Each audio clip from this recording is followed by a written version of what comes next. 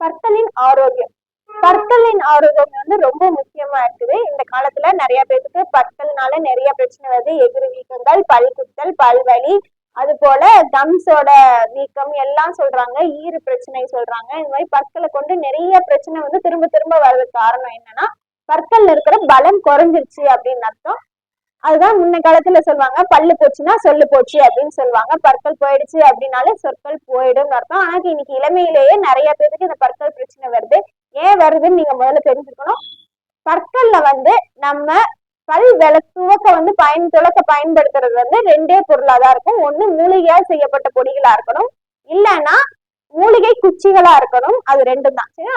அதுதான் முன்ன காலத்துல சொல்லுவாங்க, நாலும் இரண்டும் சொல்லுக்குருதி, ஆளும் வேலும் பல்லுக்குருதி அப்படின்னு சொல்லுவாங்க. நாலும் இரண்டும் நாலடியாரும் திருக்குறளும் சொல்லுக்குருதினும், ஆளும் வேலும் அதாவது ஆலமரத்து வீழுதும் வேப்ப மரத்து குச்சியும் பல்லுக்குருதின்னு சொல்லுவாங்க. இதை ரெண்டத்தையும் யூஸ் பண்ணிதான் சித்தர்கள் வந்து பல் துளக்கி இருக்கிறாங்க. இதை துளக்கிட்டு என்ன செய்வாங்கன்னா, அதை ரெண்டா உடைச்சு நாக்கையும் சுத்தம் பண்ணிட்டு அதை தூக்கி போட்டுருவாங்க. இது ஒன்ஸ் யூஸ் பண்ணதை அவங்க திரும்ப எல்லாம் யூஸ் பண்றது கிடையாது. ஆனா நம்ம என்ன செய்யறோம் அப்படின்னா, இன்னைக்கு பிரஷ்ன்ற பேர்ல ஒரு பிளாஸ்டிக்ல ஒரு பிரஷ்ஷை வாங்கிட்டு வந்து அதை யூஸ் பண்ணதே பல காலமா யூஸ் பண்ணி அதுல இருக்கிற இன்ஃபெக்டட் ஆகிட்டே தான் இருக்கும். அந்த மாதிரி வேலையெல்லாம் செய்யவே கூடாது. அதே போல மூலிகை பொடிகள் யூஸ் பண்ணா, அதாவது தாண்டிக்காய், நெல்லிக்காய், கடுக்காய், அப்புறம் வந்து ஓமம், விழும்பு, வேம்பு இதெல்லாம் கலந்த பொடிகளை யூஸ் பண்ணும்போது என்னாகனா எதிர்கள் இறுக்கமாகும் போது ஈறு பிரச்சனையோ பற்கள் பிரச்சனையோ வராம அவங்கள பாதுகாக்கும். ஸோ இந்த பற்கள் வந்து ரொம்ப முக்கியம். பல் இல்லை அப்படின்னா நம்மளால ஒரு உணவை வந்து அரைச்சு, அதாவது 18 முறை அரைச்சு கூழான பின்ன உள்ள போனாதான் அந்த உணவு வந்து மருந்தாக மாறும்னு நான் முன்ன வீடியோலயே சொல்லியிருக்கேன். பல் இல்லைன்னா அப்படி கூழ் பண்ணவே முடியாது. பற்கள் வந்து ரொம்ப ரொம்ப முக்கியம். உணவையும் மருந்தையும் ஒரு சேர அமைக்கிறது வந்து இந்த பற்களை கொண்டுதான் அமைக்க முடியும். அதனால சித்தர்கள் வழிமுறையை ஃபாலோ பண்ணி நம்மளும் வாழ்ந்தோம் அப்படின்னா ஆரோக்கியமான பற்களோடு வாழலாம். சின்ன குழந்தைங்களுக்கெல்லாம் பேஸ்ட் டேஸ்டியா இருக்குன்னு சொல்லிட்டு வாங்கி பயன்படுத்தாதீங்க.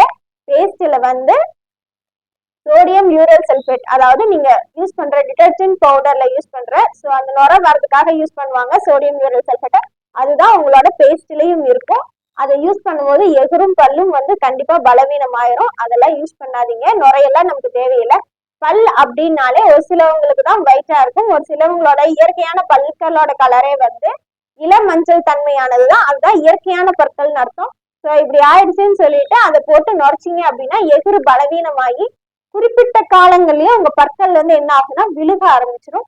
அதனாலதான் இன்னைக்கு 40 வயசுல 35 வயசுல எல்லாம் பற்கள் விழுந்து ஆடுறதெல்லாம் முன்ன காலத்துல எல்லாம் 80 வயசு ஆனா கூட பல்லு இறுக்கமா இருக்கும். அதுக்கு காரணம் வந்து இந்த 2 விஷயம்தான், மூலிகை பொடியும் மூலிகை குச்சிகளும். இதை பயன்படுத்தினா உங்க பற்கள் ஆரோக்கியமா இருக்கும். வாழ்க வையகம், வாழ்க வளமுடன்.